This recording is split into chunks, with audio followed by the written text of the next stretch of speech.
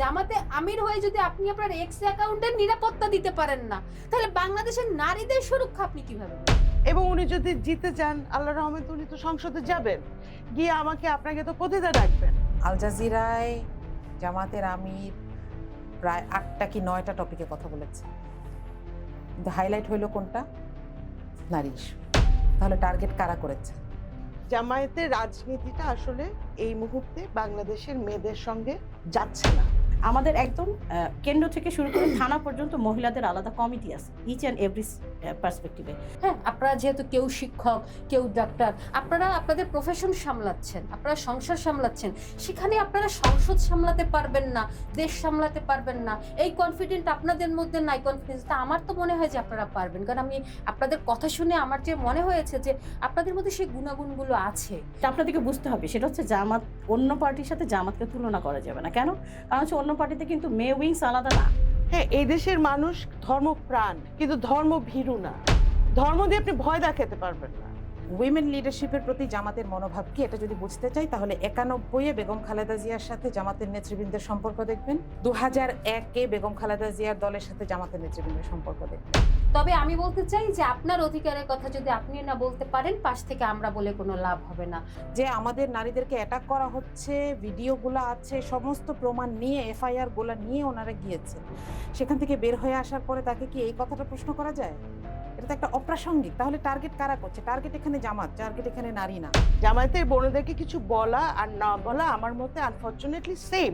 Slip of tongue হোক আর যে কারণেই হোক, তার বিরুদ্ধে দৃশ্যমান ব্যবস্থা নেওয়া হয়েছে। এখন সমস্যা হচ্ছে তাকে আর 5 বার বহিষ্কার করতে হবে না। জামাত থেকে একবার বহিষ্কার মানে is for the life time.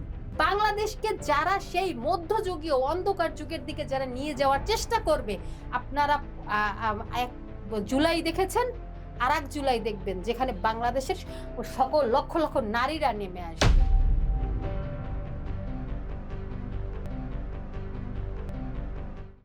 আসসালামু আলাইকুম দর্শক, সবাইকে আমন্ত্রণ জানাচ্ছি আমাদের রাজনীতি বিষয়ক প্লেস দ্য পিপলের একটি স্পেশাল সেগমেন্ট, ভোটের মাঠে রাজনীতি কিংবা ভোটের মাঠে বাস্তবতা।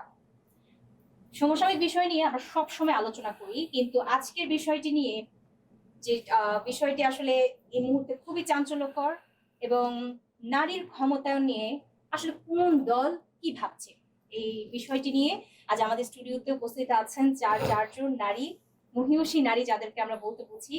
আমি বাদিক থেকে শুরু করছি।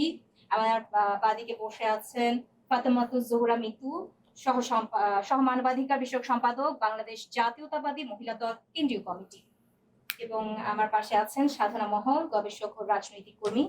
আমার ডান দিকে আছেন মার্দিয়া মুমতাজ, প্রকৌশলী শিক্ষক, এবং আমার সাথে আরো আছেন আজকে স্টুডিওতে আমাতুল্লাহ শারমিন, সদস্য সচিব, স্বাস্থ্য পরিবার বিভাগ, ঢাকা মহানগরী, দক্ষিণ বাংলাদেশ জামায়াত ইসলাম। আপনাদের সবাইকে অসংখ্য ধন্যবাদ। এবং এই মুহূর্তে বাংলাদেশ কিন্তু উত্তাল নারীবাদী নিয়ে কিংবা নারীকে নিয়ে ভাবছে। তো একটি প্রশ্ন আমি প্রথমে আমার বাদিক থেকে শুরু করতে চাই, সাধনা আপনাকে দিয়ে। নারীরা জামায়াতের প্রধান হতে পারবেন না কখনো, স্পেসিফিক ভাবে বলা হয়েছে। আসলে এটি কি ফুল স্টপ হয়ে গেল কিনা? এবং দুদিন ধরে এক্স এর যে মন্তব্যটা আমরা দেখলাম, ভাইরাল হয়ে যাওয়ার বিষয়টা খুবই সবাইকে খুব প্যারা দিচ্ছে। এক কথায় বলা যায় নারীরা কেউ ঘুমাতে পারছেন না, কিংবা নারীরা ভাবছেন, ভয় পাচ্ছেন। আসলে এর নেপথ্যে আসলে কি ছিল, এবং এই বক্তব্যটি আসলে কতটা প্রাসঙ্গিক? আপনাকে ধন্যবাদ টুইঙ্কেল, আর ফেস দ্য পিপলের সকল দর্শকদের জন্য শুভকামনা, এবং আমার সহ যারা এখানে আছেন বক্তারা, আপনাদের জন্য শুভকামনা। দুটো প্রশ্ন তো, একটা হচ্ছে যে বক্তব্যটা নিয়ে মানুষ, বিশেষ করে মেয়েরা উদ্বিগ্ন কিনা, কনফিউজড কিনা। উদ্বিগ্ন বটে, আর হ্যাক হয়েছে এটা নিয়ে যে কনফিউশন আছে, এটা আসলে খুব একটা মানে হয় কি, জামায়াতের আমিরের ফোন বা কোনো অ্যাকাউন্ট, অফিসিয়াল অ্যাকাউন্টটা উনি তো আর একজন চালান না। ওনার নিশ্চয় একটা খুব কাছের মানুষ আছেন, ঘনিষ্ঠ মানুষজন থাকেন যারা নেতাদের হয়ে পোস্ট দেন বা ম্যানেজ করেন আর কি পেজ। তো এটা আমার মনে হয় না হ্যাক হয়েছে, কারণ হ্যাক হলে ওই আমাদের মানে এগুলো তো বেসিক, হ্যাক হলে পাসওয়ার্ড টাসওয়ার্ডের ঝামেলা আছে। তো এটা হয়তো ওনার কাছেরই, উনি ব্যক্তিগতভাবে লেখেন নাই, সেটা হতে পারে, কিন্তু জামায়াতেরই প্রতিনিধিত্ব করে এবং যিনি লিখেছেন উনি ওনার কাছেরই, ওনার প্যানেলেরই মানুষ আর কি। এ বিষয়ে খুব একটা কনফিউশন এখন আর নাই, আনফরচুনেটলি। আর আতঙ্কের বিষয়টা দেখেন, আমাদের খালেদা জিয়ার একটা খুব ভালো উদাহরণ, একেবারে সদ্য খুব তরতাজা একটা উদাহরণ আছে। বেগম খালেদা জিয়ার জানাজাতে যে পরিমাণ মানুষ এসেছিল, এটা দেখার পরে ঠিক তার পরপরই যদি আপনি বলেন যে নারীর নেতৃত্বকে মানা যাবে না, তো এটা আসলে সাংঘর্ষিক হয়ে যায়। একটা প্রশ্ন একটু হয়তো কটু শোনা যেতে পারে, যে জামায়াতে ইসলামী আসলে কি বাংলাদেশের হয়ে রাজনীতি করছে কিনা, এর রাজনীতি বাংলাদেশের মানুষের জন্য কিনা, বাংলাদেশের মেয়েদের জন্য কিনা। সেখানে উত্তরটা এমন চলে আসছে যে জামায়াতে ইসলামের রাজনীতিটা আসলে তো বাংলাদেশের মেয়েদের জন্য, নারীদের জন্য যথোপযুক্ত নয়। মানে একটা কেমিস্ট্রি ম্যাচ করতে হয়, তো ওই কেমিস্ট্রিটা ম্যাচ আসলে করছে না। 5 আগস্টের পর থেকে বিভিন্নভাবেই আমরা বিভিন্ন সময় শুনেছি। এর আগে একজন আপনার সংসদ সদস্য হবেন উনি, হ্যাঁ, প্রার্থী সিলেটের কোথাও, উনিও এরকম পতিতা ডেকে বসলেন, ঠিক আছে। তো ওনাকে নাকি প্রাথমিক সদস্য পদটাকে স্থগিত করা হয়েছে, কিন্তু ওনাকে তো নির্বাচনটা করতে দেওয়া হচ্ছে ঠিকই, এবং উনি যদি জিতে যান আল্লাহ রহমতে উনি তো সংসদে যাবেন, গিয়ে আপনাকে তো পতিতা ডাকবেন। তো তাহলে কি জিনিসটা এখানে কনফিউশনে কিছু নাই, জামায়াতের রাজনীতিটা আসলে এই মুহূর্তে বাংলাদেশের মেয়েদের সঙ্গে যাচ্ছে না। কিন্তু এখানে একটা বিষয় আছে আপা, আমি একটু জানতে চাই, এই যে নারীরা পারবেন না কিংবা নারীরা পারছেন না, এই যে মানে নারীদের প্রতি যে আস্থার জায়গাটা ওনারা পাচ্ছেন না, তো নারী এই বাংলাদেশে কিন্তু আমরা জানি যে অর্ধেকাংশ কিন্তু নারী ভোটার বেশি। নারীদেরকে যদি অগ্রাধিকার না দেওয়াই হয় বা এরকম বিদ্বেষমূলক বক্তব্য তুলে ধরা হয়, তাহলে নারীরা তো এখানে ইনসিকিউর ফিল করে। আপনি ইনসিকিউরিটির কথা বলছেন, তো আমি তো দেখি সংঘাতের কথা। মানে মানুষ কখন সংঘাতে যাবে, যখন আপনার নিজেকে প্রোটেক্ট করতে হয়। জামায়াতের ভাইরা যেভাবে নারীকে প্রোটেক্ট করতে চাচ্ছেন, একটা কথা বলি, অপ্রিয় হলেও আপনারা আছেন, এটা যখন আপনি জেন্ডার মানে নারী পুরুষের সমতা, সম্পর্ক, সামাজিক সম্পর্ক, সংঘাত, সহ অবস্থান, সমস্ত কিছু যখন একটু বিশ্লেষণ করতে যাবেন, একটা খুব কমন উদাহরণ আছে। ধরেন আপনি একজন পুরুষ, হ্যাঁ, উনি একজন মেয়েকে ভীষণ ভালোবাসেন, খুব ভালোবেসে যত্ন করতে চান, ঘরে তুলতে চান, রাখতে চান, এটা ওনার ঠিক আছে, 10-এ 10 নিয়ম। কিন্তু সেই মেয়েটি যদি ওই পুরুষটাকে প্রত্যাখ্যান করে, তখন যারা পুরুষতন্ত্রের ধারক এবং বাহক যদি প্রত্যাখ্যিত হয়, তখন সাথে সাথে যেই মেয়েটিকে রাজরানী বলে এতদিন মানুষকে বলেছে, সেই মেয়েটিকে বাজারের মেয়ে ডেকে ফেলে। এটা কিন্তু খুব কমন প্যাটার্ন, আপনি একটু চিন্তা করে দেখবেন, সাথে সাথে সেই মেয়েটা হয়ে যায় রাস্তার বাজারের পতিতা মেয়ে। তো এটা হচ্ছে একটা সাইকোলজিক্যাল আপনার গঠন বা বিশ্বাস। তো জামায়াতের ভাইরা হচ্ছেন সেরকম একটা পরিচয় দিচ্ছেন, খুবই আনফরচুনেট, খুবই খুবই খুবই আনফরচুনেট। এখন মেয়েরা কি করবে? যারা জামাতের পরিবারের সদস্যদের ভাই বোন মেয়েরা আছেন, ওনারা তো অনেকটা কমিউনিস্ট পার্টির মতো, পরিবারের সকল সদস্যই কোনো না কোনোভাবে জামাতের রাজনীতির সাথে জড়িত থাকে। তো এই পরিবার এবং ওনাদের অধীনে যারা চাকরি করেন তাদের পরিবার, এর বাইরে যারা, তারা কি করবে? রেজিস্ট করবে। রেজিস্ট করলে কি হয়? তখনই আপনার সমাজের ভিতরে নারী পুরুষের যে একটা সম্পর্ক থাকে, হ্যাঁ, একটা সহ অবস্থান থাকে, সেটা ডিস্টার্ব হয়, নষ্ট হয়। সেদিকে আমরা যাচ্ছি। তাহলে সেখানে কি পুরুষ সমাজটাই দায়ী সম্পূর্ণরূপে? পুরুষ সমাজ না, এটা রক্ষণশীল যারা ধর্মটাকে রাজনীতিতে আনে এবং আপনাকে শাসন করতে চায় ধর্মীয় অনুশাসনে, in the name of political power. এটা হবেই, চিরকাল হয়েছে, যুগে যুগে হয়েছে, আবার করলে আবার হবে। এখন আমাদের দায়িত্বশীল জায়গা থেকে আমরা যেটা বারবার অনুরোধ করছি আমাদের জামায়াতের ভাইদেরকে, কারণ বোনেরা তো কোনো ক্ষমতা নাই, জামায়াতের বোনেদেরকে কিছু বলা আর না বলা আমার মতে আনফরচুনেটলি সেম, কারণ ওনারা আনুগত্য স্বীকার করে নিয়েই বসে আছেন। কাজে আমার জামাতের বোনদের প্রতি কিছু বলারই নাই, যদি না তারা সেই আনুগত্যের জায়গাটাকে ভাঙতে না পারেন। ঠিক আছে, আপনি দাসত্ব বরণ করেছেন, আপনি তো দাসকে গিয়ে বলতে পারেন না যে তোমরা একটু বলো যে এই জিনিসটা চেঞ্জ করতে। হ্যাঁ, তো সেই জন্য আবার ঘুরে ফিরে দুঃখজনকভাবে জামাতের ভাইদেরকে আমি আবার অনুরোধ করব যে আপনারা কোনো সংঘাতে দিবেন না, কারণ কি এই দেশটার নাম বাংলাদেশ। হ্যাঁ, এই দেশের মানুষ ধর্মপ্রাণ, কিন্তু ধর্ম ভীরু না। ধর্ম দিয়ে আপনি ভয় দেখাতে পারবেন না, কারণ আপনি তো ওই হেলিকপ্টার দিয়ে গুলি করে, স্নাইপার দিয়ে আর একেবারে শার্প শুটার সামনে থেকে গুলি করে আপনি তো ভয় দেখাতে পারেননি। সেখানে মেয়েরাও ছিল, মায়েরা ছিল। তো সেই ভয়ে যদি কেউ ভয় না পায়, তাহলে একজন পাচক নামাজ পড়েন, আপনার কপালে দাগ আছে, আপনি জামায়াতে ইসলামের ব্যানারে রাজনীতি করেন বলেই আপনি ওই ধর্মের হাদিস কোরআনের ভয় দেখাবেন আর আমরা ভয় পেয়ে ঢুকে যাব, এটা ভাই হবে না। আর সংঘাতের দিকে যাবেন না, সহ অবস্থানের চেষ্টা করেন, শাসন করতে যেয়েন না, এটুকুই আমি বলবো। আর কনফিউশনের কিছু নাই, কোনো কনফিউশনের কিচ্ছু নাই, বোঝাবুঝির কিছু নাই। হয় সংঘাতের দিকে আগাবেন, অথবা সংঘাতের দিকে না গিয়ে সহ অবস্থানের দিকে যাবেন, টলারেন্সের দিকে যাবেন, এটুকুই। আমি একটু এ বিষয়ে আপনার কাছ থেকে জানতে চাইবো। আমাতুল্লাহ শারমিন আজকে আমাদের সাথে, সদস্য সচিব, স্বাস্থ্য ও পরিবার বিভাগ, ঢাকা মহানগরী, দক্ষিণ বাংলাদেশ জামায়াত ইসলামী। আচ্ছা আপা, আসলে জামাত কি নারীদেরকে আসলে ভয় ভীতি দেখিয়ে আগে ভাগেই এক্সাইট করে দিতে চাচ্ছেন কিনা, কিংবা তারা আগে থেকে আসলে এইভাবে একের পর এক কথা আমরা বলতে পারি আলটিমেটাম দেওয়া, কোথায় নারীদেরকে আগে থেকেই মানে বুঝিয়ে দেওয়া যে আসলে আমরা আসলে ক্ষমতায় তোমাদের কোনো চিহ্ন থাকবে না, তোমরা তোমাদের জায়গায় থাকবে, আর নারীকে আমরা কখনো ভরসার জায়গায়, সেই জায়গায় যোগ্য স্থান মনে করি না। আসলে এই বিষয়টি আপনি কিভাবে খণ্ডায়িত করবেন, আমি একটু আপনার কাছে ছেড়ে দিলাম। আচ্ছা, এই বিষয়গুলো ভালো করে বুঝতে হলে আসলে প্যাটার্ন বুঝতে হবে যে হচ্ছে ধরেন আমরা মহিলা জামাত কিভাবে কাজ করি, আমাদের সাথে ওনারা যে এক্সপেক্টে বিহেভ করেন নিশ্চয়ই ওই এক্সপেক্টেই আপনি করবেন, জাজ করবেন। সেই সাথে আরও কিছু ব্যাপার আছে।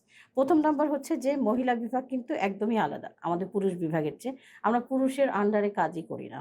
ফার্স্ট পয়েন্ট এইটা। আমাদের একদম পুরা মানে কেন্দ্রের সভানেত্রী আলাদা, আপনারা দেখছেন নূরুন্নেসা সিদ্দিকা, উনি মহিলা বিভাগীয় সভানেত্রী আমাদের। তারপরে একদম কন্টিনিউয়াস প্রশাসনিকভাবে প্রত্যেকটা জেলা সভানেত্রী আছেন, প্রত্যেকটা উপজেলা সভানেত্রী আছেন, প্রত্যেকটা থানা সভানেত্রী আছেন, তারা কেউ পুরুষের আন্ডারে কাজ করেন না।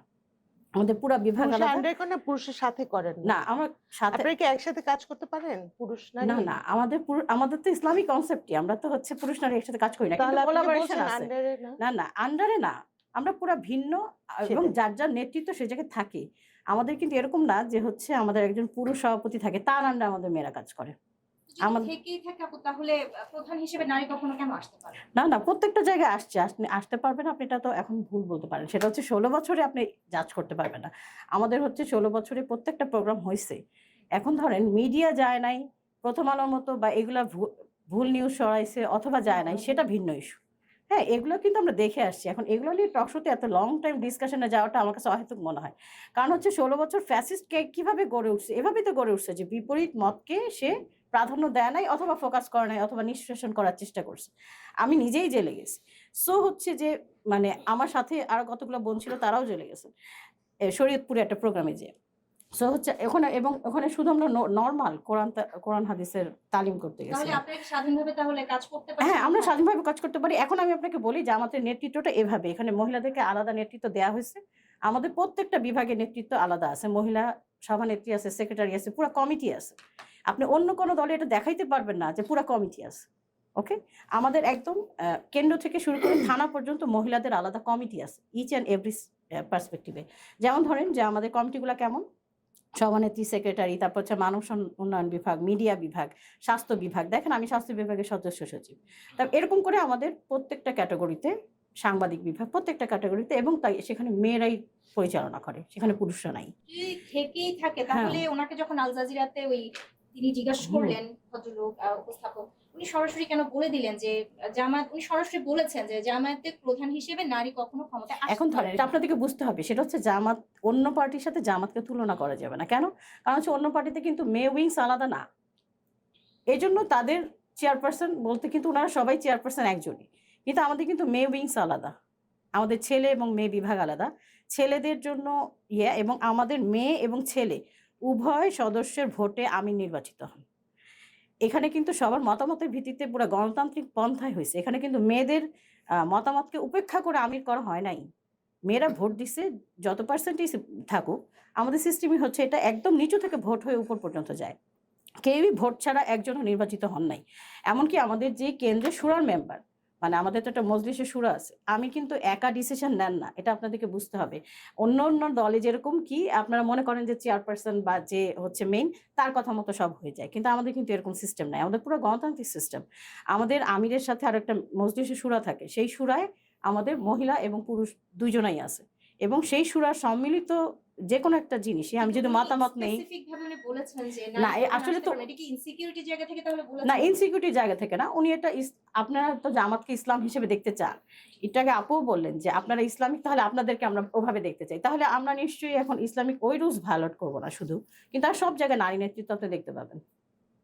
শুধু আমির নির্বাচনের আমি ক্ষেত্রে উনি আমি এই কি কথাটা একটা বলছেন। সম্পূরক প্রশ্ন জি, জি, করব, জি। মানে আপা যেটা বোঝাতে চাচ্ছেন যে নারীরা ভোট দিতে পারছেন, হুম। সেটা নিয়ে আমাদের প্রশ্নটা, কিন্তু নারীকে আমির হিসেবে প্রতিদ্বন্দ্বিতা করতে পারবেন কিনা, না, এটাও তো আসলে মানে ডিপেন্ডস এটা কি হ্যাঁ বা না নাকি? না, উনি তো ওখানে বলেই দিছেন, দেখেন সেটা যে কি? ইসলামে কিন্তু বলাই হয়েছে যে না, হচ্ছে আপনি কি হ্যাঁ বা না বলতে পারছেন না নাকি? না না, হ্যাঁ না না বলতে পারবো না, কারণ ইসলামে তাহলে? যেটা রুলস সেটা তো আমরা সবার জন্যই প্রযোজ্য, সেটা কি? ঠিক আছে? ইসলামে সেটা কিন্তু কি? নারীদেরকে নিষেধ না, করা সেটা কি? হয়েছে। আমি আমি তো কিন্তু শুনতে চাচ্ছিলাম। আমি কিন্তু এই জায়গায় যাচ্ছি যে জি। আপনারা বিষয়টা তো আসলে পুরা একটা ইসলামিক পড়তে হবে, দেন কোয়েশ্চেনটা আপনাকে আস্ক করতে হবে। ও আপনি আচ্ছা। হুট করে পিক করে যে কোনো একটা জায়গায় আস্ক করতে পারেন না, কারণ হচ্ছে শরীয়ত বিষয়টা তো এত ছোট না, তো ভাস্ট। না, না, যেমন আমি একটু ছোট্ট উদাহরণ দিই, হযরত আয়েশা রাদিয়াল্লাহু আনহা কিন্তু উষ্টির যুদ্ধের সেনাপতি ছিলেন, তাহলে কি উনি নেতৃত্বে ছিলেন না? আপনি এটা তো জামায়াতের বলতে আমির পারছেন না। পদে উনি কিন্তু নেতৃত্বে ছিলেন, কিন্তু আমাদের জামাতের আমির যেটা বলছেন সেটা হচ্ছে আমাদের দলের জন্য আমরা আমির একজন পুরুষকে সিলেক্ট করছি, এবং হচ্ছে ইসলামে আসলে ইমাম বা আমির যেটাই বলেন না কেন, এটা একটু শরীয়ত নিয়ে মতভেদ আছে, এই জন্য এই কনফ্লিক্টের জায়গায় জামাত যায় নাই। কিন্তু যদি আপনার শরিয়া মোতাবেকই আসলে ইসলামপন্থী শাসন অনুশাসন হুম। মেনে যদি চলেন, তাহলে আমরা এই আপনাদের কিন্তু দাঁড়িপাল্লার একটি থিম সং বেরিয়েছে, হুম। যেখানে বাদ্যযন্ত্র বাজনা কিন্তু আমরা শুনি। হুম। ইসলামে তো বাজনাও হারাম আছে। না, এখানে আমি আপনাকে বলি সেগুলো কিন্তু আসলে- এই কথাটাই আমি আপনাকে বলতে চাচ্ছিলাম, সেটা হচ্ছে যেটা আমাদের দলের জন্য প্রযোজ্য, যে হচ্ছে কিন্তু আপনারা আমরা তো জামায়াতের না, কিন্তু পন্থা। এই যে সবাই বলে যে জামাত ক্ষমতায় আসলে সবাইকে বোরখা পরাবে কিনা, সবাই ভয় থাকবে কিনা, এটা আমাদের দলের জন্য প্রযোজ্য। আপনি ইসলামিক অনুশাসন মানলে আমার দলের সদস্য হবেন বা এরকম, কিন্তু এটা তো অন্য মানুষের জন্য প্রযোজ্য না, জাতীয়ভাবে প্রযোজ্য না। আপনাকে তো আপনি জোর কিন্তু করা এখনো হবে না। প্রশ্নের উত্তরটা দিলেন না, যে আমিরে জামাতের পদে কোনো নারীর সদস্য 30 বছর দল করার পরে প্রতিদ্বন্দ্বিতা করতে পারবেন কি না? এখানে না, কিন্তু প্রতিদ্বন্দ্বিতা হয় না। আমি আমি আচ্ছা, আমি আচ্ছা। অবশ্য জি, আমার অবশ্যই। কিন্তু সিরিয়ালের জন্য ভোটাভুটি অপেক্ষা হয় করা যে দরকার। বললেন, আচ্ছা, ভোটটা। হ্যাঁ, এখানে আচ্ছা, এই হচ্ছে প্রশ্নটি আমি আপার কাছে জি জি ছাড়তে প্লিজ চাই। আপা, প্লিজ আপনি যেহেতু একজন হুম। শিক্ষক, আমি একটু আপনার কাছে, আচ্ছা প্রথমে আরেকটি প্রশ্ন আমি সেখানে রাখবো। আপনি তো একজন শিক্ষক, সমাজের একজন মানুষ, শিক্ষক। আপনার কাছে তো কখনো নারী কিংবা পুরুষ সমতা হয় না, আপনি একজন শিক্ষক। সেই জায়গা থেকে আপনি কি আপনার কাছেও প্রশ্নটা রাখলাম, নারীদেরকে নিয়েই বারবার যে জামাত থেকে কথাগুলো উঠে আসছে, নারীদেরকে কেন টার্গেট করা হচ্ছে? Why not male person? নারীদেরকে নিয়ে কথা হবে কেন? আগে তো আমরা শুনিনি নারী নিয়ে 16 বছর কিংবা আগে যাই বছর হয়েছে নারীদেরকে নিয়ে কখনো কথা শুনিনি, কিন্তু এখন আমরা প্রতিনিয়ত নারীদেরকে নিয়ে, মানে নারীদেরকে আসলে যে কোনো জায়গায় হচ্ছে যে একটা টার্গেট করে কথা। এটা কেন? এটা কি মানে এটা আসলে নেপথ্যের কারণটা কি? ওকে, আসসালামু আলাইকুম যারা আমাদেরকে শুনছেন সবাইকে, এবং যারা আমার সাথে আছেন। এখানে একটা কথা খুব সুন্দর বলেছেন আপনি, যে কেন নারীকে টার্গেট করছে। হ্যাঁ, নারীকে টার্গেট করছে না, নারী যখন প্রসঙ্গে থাকে তখন যেই বক্তব্যটা নিয়ে আপনি অনেকগুলো কথা বলছেন, আল জাজিরায় জামাতের আমির প্রায় 8টা কি 9টা টপিকে কথা বলেছেন, কিন্তু হাইলাইট হইল কোনটা? নারী ইস্যু। তাহলে টার্গেট কারা করেছে? মনে করেন যে এটা আমেরিকায় গিয়ে উনি একটা কথা বলেছিলেন, নারীর কর্মঘণ্টা কমিয়ে 5 ঘন্টা করে দেওয়ার সুযোগ থাকবে, সেখানেও একই কথা, সেখানে উনি একটা কথা বলেন নাই। সেখানে এটা একটা 1 ঘন্টার স্পিচ ছিল, প্রায় 50 মিনিটের স্পিচ। সেইখানে এই একটা ইস্যু নিয়ে বারবার কথা হচ্ছে, ওখানে যে বাকি প্রস্তাবনাগুলো ছিল ওগুলো নিয়ে কোনো কথা হচ্ছে না। তাহলে নারী তো আসলে কোনো টার্গেট না, এটা তো প্রসঙ্গ। কিন্তু আমি যখন 10টা কথা বলি, আপনি শুধু ওই একটা নিয়ে আমাকে ফিরতি প্রশ্ন করেন, আমাকে ওইটার অ্যান্সার দিতে হয়। প্রসঙ্গক্রমে এটা প্রসঙ্গ না হয়ে এটা হাইলাইটেড হয়ে যায়। কিন্তু Okay? আপনাদের তরফ আচ্ছা। থেকে যখনই আরেকজনও কিন্তু আমি নাম নিচ্ছি না, আরেকজন আপনাদের জামায়াতের তরফ থেকে আরেকজন কিন্তু নারীদেরকে সরাসরি বেশ্যা বলেছেন যে জি জি জি আমি আর পুরোটা বলছি না, শুধু আচ্ছা, এটুকুই এখানে যে একটা মিস এখানেও- ইনফরমেশন আসছে, সেটা হচ্ছে উনি কিন্তু এমপি প্রার্থী না, এবং ওনাকে দল থেকে বহিষ্কার করা হয়েছে, ওনার রুকনিয়াত বাতিল করা হয়েছে, এবং উনি আর কোনো কাজে থাকা প্রশ্নই ওঠে না। ওকে, উনি MP না না না, উনি এমপি প্রার্থী না।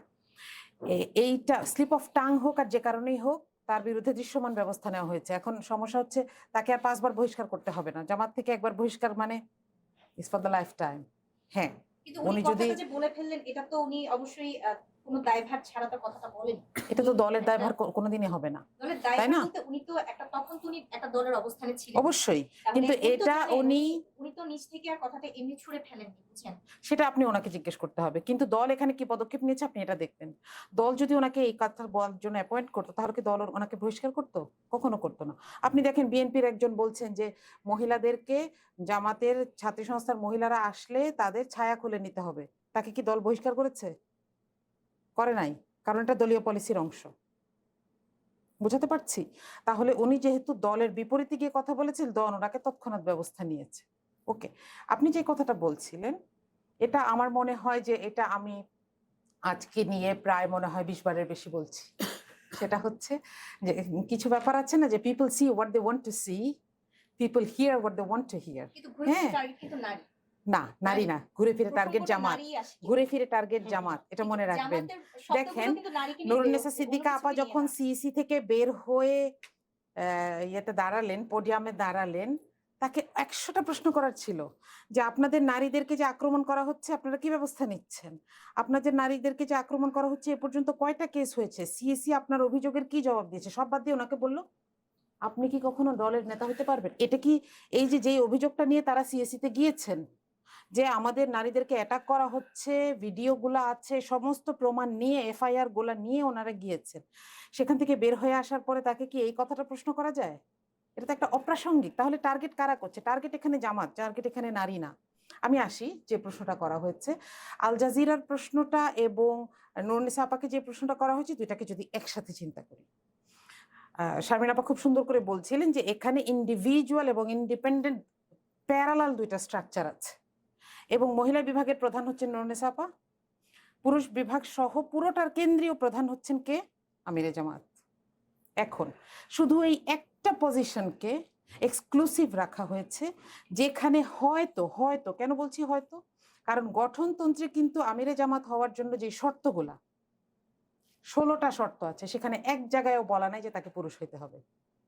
ইভেনচুয়ালি কখনো যদি এরকম হয় যে পরিবেশ এরকম হয়েছে যে একজন মহিলাকে দায়িত্ব নিতে হচ্ছে, অবশ্যই নেবেন, নিতে হয়েছে।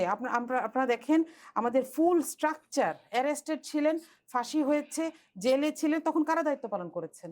পুরুষদের সার্কুলার পর্যন্ত মহিলা সদস্যরা আনা নেওয়া করেছেন। তাহলে এই একটা বিষয়টা উনি ডেজিগনেশন clear করেননি আসছি কেন? আসছি উনি ক্লিয়ার করেছেন। উনি বলেছেন, এখানে আরেকটা ব্যাপার একটু জানিয়ে রাখি, যেটা দিয়ে আমি একটু কথা বলতে চাচ্ছিলাম তখন, যে জামাতের কোনো পর্যায়ের কিন্তু কোনো প্রার্থী থাকে না দায়িত্ব কোনো একটা পজিশনের জন্য। কি থাকে? এখানে হচ্ছে ধরেন একটা থানার ধরেন 25 জন রুকন আছেন, তারা সবাই ভোট দিবেন, ব্লাইন্ড অ্যান্ড ব্ল্যাঙ্ক, কেউ জানেন না কে কাকে দিচ্ছেন, কিন্তু এখানে কিন্তু কোনো প্রার্থী থাকবে না, এবং সরাসরি এটা গঠনতন্ত্রে আছে যে প্রার্থী হিসেবে কেউ যদি আগ্রহ প্রকাশ করেন, তাহলে সেটা তার ওই পদে বসার অযোগ্যতা হিসেবে বিবেচিত হবে। বুঝাতে পারছি? আমিরে জামাতের জন্য কিন্তু কেউ কখনো প্রার্থী হন না। তাহলে এটা কিভাবে নির্বাচিত হয়? আমাদের কাছে একটা ভোটার লিস্ট আসে, যে সারা দেশের রোকন কারা, এরপর সেখান থেকে রোকনরা যাকে পছন্দ করছেন ভোট দিচ্ছেন, এবং এটা ফ্রি অ্যান্ড ফেয়ার, কেউ জানে না যে আমার পাশের জন কাকে ভোট দিচ্ছে, কিংবা এখানে কোনো সিন্ডিকেট নাই, এখানে কোনো ক্যানভাসিং নাই। আপনি কখনো দেখবেন না যে একজন প্রধান হতে চাচ্ছে, আপনি কখনো দেখবেন না যে কাওরান বাজার শাখা জামাতে ইসলামীর একজন বড় একটা চেহারা, এটা দেখবেন না। ইন্টারনালি কোনো নির্বাচনে কোনো প্রার্থী থাকেন না। এই ব্যাপারটা মাথায় রেখে যদি আপনি বলেন, উনি যেটা বলেছেন যে একটা ধর্মীয় দল হিসেবে, আমার মনে হয় এই বিষয়টা খুব পরিষ্কার যে আমাদের একটু বুঝেও নেওয়া দরকার। একটা ধর্মীয় দল হিসেবে সাধারণত নিয়মে নাই, এটা না, নিয়মে আছে বা নিয়মে বাধা দেওয়া নাই, কিন্তু সাধারণত একজন মহিলা একটা মাত্র এই পজিশন, এই জায়গাটায় আসবেন না। কারণ কি? কারণ পুরুষরা চিন্তা করবেন যে আমি একজন পুরুষকে এই দায়িত্বটা দিব, মহিলাও চিন্তা করবেন আমি একজন মহিলাকে, এই কথাটাই নুরুন্নিসা আপু বলেছেন তাই না, যে আমরা মেনে নিয়েছি। মেনে নেওয়ার মানে ওইটা না যে আমাকে ভুলাই টুলায় বলছে যে তুমি আর সিপি হতে পারবা না, সেন্ট্রাল প্রেসিডেন্ট হতে পারবা না, বিষয়টা সেটা না। যে আমি চিন্তা করব যে 10 জন পুরুষ আর 20 জন মহিলাও যদি থাকে, আমি চিন্তা করব যে একজন পুরুষকে এই দায়িত্বটা দিই, কারণ মহিলার আরো অনেকগুলা দায়িত্ব আছে। যেটা বলতে গিয়ে আসলে দেখেন এই যে এই ধরনের ডিসকাশনে অনেক বড় করে ব্যাখ্যা করে পুরো ইসলামিক থিওলজি নিয়ে ওখানে যাওয়া যায়। হ্যাঁ, কিন্তু উনি যেটা বলেছেন, নারীরা প্রতিনিধিত্ব করে গেছেন। আমি কিন্তু প্রথমেই বলেছি যে নারীরা তো করে দেখিয়েছেন। আমাদের দেশটা কিন্তু না সেটাতে কারোর কোনো আপত্তি নেই, আমি আসছি এই কথাটাতে। এটা হচ্ছে জামাতের কিন্তু দলীয় পলিসি। যেমন ধরুন জামাতের দলীয় পলিসি হচ্ছে যে বোরখা না পড়লে, পর্দা না করলে সে রোকন করবে না, ঠিক আছে? আচ্ছা, এখন আপনি জামাতের মতন একটা দলকে যখন ন্যাশনাল লিডারশিপে দেখবেন, সে কি সারা দেশের মানুষের উপর ওই একই জিনিস অ্যাপ্লাই করবে? না, আমি কখনো আমি করে আমি না। একটু আপা, আমি একটু শেষ করবো, হ্যাঁ? কখনো শেষ করে করেন। নাই, কখনো করবেও না। আপনি দেখেন যখন জামাতের নেতারা মন্ত্রী ছিলেন, তারা কি তার মিনিস্ট্রিতে সবাইকে বলছেন যে একটু বোরখা ছাড়া কেউ আসতে পারবে না, বা না, বোরখা ছাড়া আমি- কেউ আমি- আসলে, আপা আমি শেষ করবো, আচ্ছা, বোরখা ছাড়া শেষ কেউ করেন। আসলে তার সাথে আমি টেবিলে বসবো না, এরকম হয়েছে? নেভার। আমি আপনাকে চ্যালেঞ্জও করছি, আপনি খবরও নিতে পারেন, এবং এটা কখনো হয় নাই, ঠিক আছে? এখন বাকি উইমেন লিডারশিপের প্রতি জামাতের মনোভাব কি, এটা দিয়ে আমি শেষ করব। মনোভাব কি এটা যদি বুঝতে চাই, তাহলে 91-এ বেগম খালেদা জিয়ার সাথে জামাতের নেতৃবৃন্দের সম্পর্ক দেখবেন, 2001-এ বেগম খালেদা জিয়ার দলের সাথে জামাতের নেতৃবৃন্দের সম্পর্ক দেখবেন।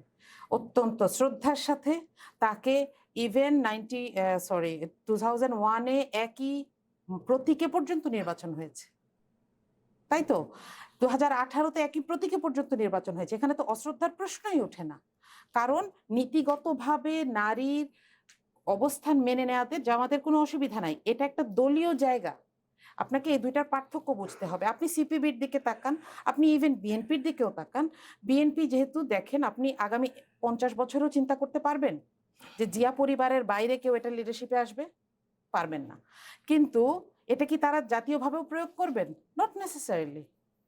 এটা সবগুলো দলের জন্য আলাদা, যে তাদের নিজস্ব একটা দলীয় পলিসি থাকে, আর তারা যখন দায়িত্বে যাবে তখন ন্যাশনাল পলিসিটা আলাদা হয়। এটাতে এতবার ব্লেম করার তো কিছু নেই। আসি Thank you. পরবর্তীতে আমি একটু এবার চলে আসি ফাতেমা তুজোরা মিতু আপনার কাছে। আপনি সহমানবাধিকার বিষয়ক সম্পাদক, বাংলাদেশ জাতীয়তাবাদী মহিলা দল কেন্দ্রীয় কমিটি।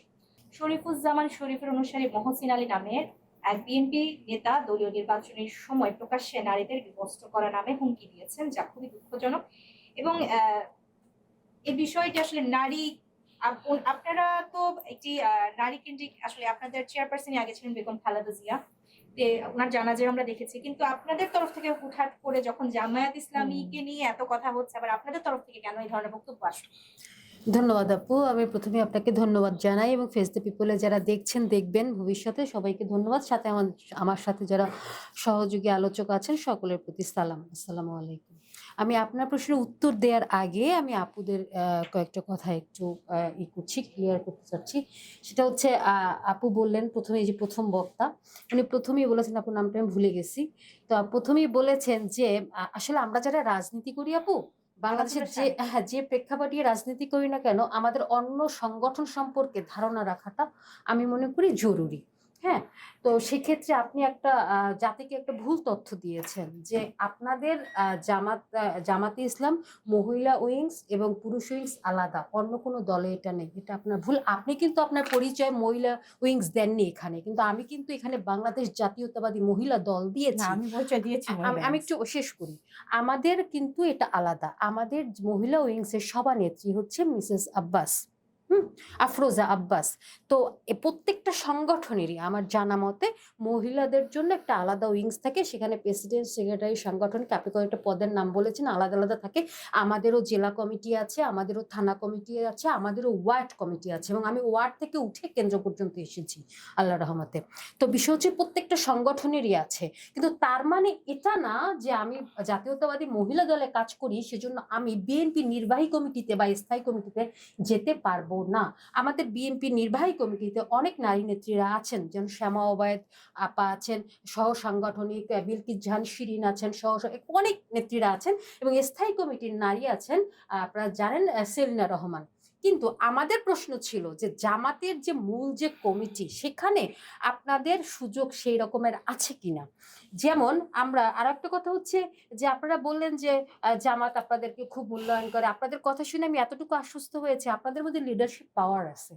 হ্যাঁ, আপনারা যেহেতু কেউ শিক্ষক, কেউ ডাক্তার, আপনারা আপনাদের প্রফেশন সামলাচ্ছেন, আপনারা সংসার সামলাচ্ছেন, সেখানে আপনারা সংসদ সামলাতে পারবেন না, দেশ সামলাতে পারবেন না, এই কনফিডেন্ট আপনাদের মধ্যে নাই। কনফিডেন্স তা আমার তো মনে হয় যে আপনারা পারবেন, কারণ আমি আপনাদের কথা শুনে আমার যে মনে হয়েছে যে আপনাদের মধ্যে সেই গুণাগুণগুলো আছে। কিন্তু তারপরেও কেন আপনারা আপনাদের নিজেদের অধিকারের কথা বলতে পারছেন না?